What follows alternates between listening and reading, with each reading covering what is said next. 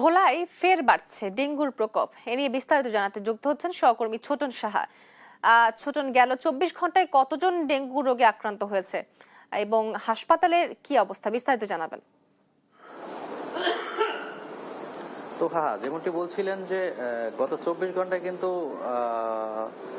15 জনের মতো কিন্তু চিকিৎসাধীন রয়েছে এবং একই সাথে কিন্তু আমরা জেনেছি যে পুরো জেলায় কিন্তু এখন পর্যন্ত এই গত 26 দিনে কিন্তু 126 জন রোগী কিন্তু আক্রান্ত হয়েছেন এবং যাদের চিকিৎসা হয়েছে। এবং একই সাথে বলা যায় যে গত 2 মাসে গত 2 মাসে কিন্তু আক্রান্তের হার অনেকটাই বেড়েছে এবং আমরা জেনেছি স্বাস্থ্য বিভাগ থেকে বলা হয়েছে যে আগামী মাসেও কিন্তু ডেঙ্গুর যে সংক্রমণ সেটি থাকবে। অর্থাৎ বলা যায় যে ভোলায়, উপকূলীয় জেলা ভোলায় কিন্তু ডেঙ্গু সংক্রমণ অনেকটাই বেড়েছে এবং প্রতিদিনই রোগীদের চাপ বাড়ছে। তবে এই চলতি মাসে রোগীদের চাপ অনেকটাই বেশি, কারণ 126 জন কিন্তু রোগী আক্রান্ত হয়েছেন এবং যাদের চিকিৎসা চলছে। এবং আমরা একটু নার্সের সাথে কথা বলবো এবং তার কাছে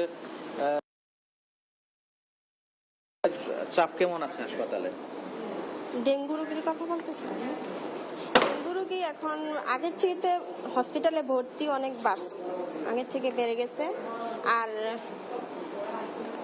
অন্যান্য রোগীদের এবং ডেঙ্গু রোগীদের সকল মেডিসিনও হসপিটালে আছে।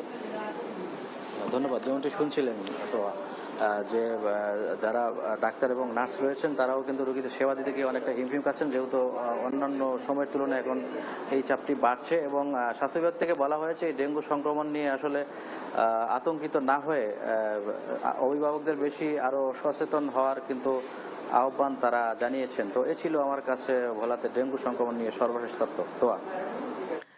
ছোটন, আপনাকে ধন্যবাদ। দর্শক, ভোলায় ফের বেড়েছে ডেঙ্গুর প্রকোপ। এ নিয়ে বিস্তারিত জানাচ্ছিলেন আমাদের সহকর্মী ছোটন সাহা।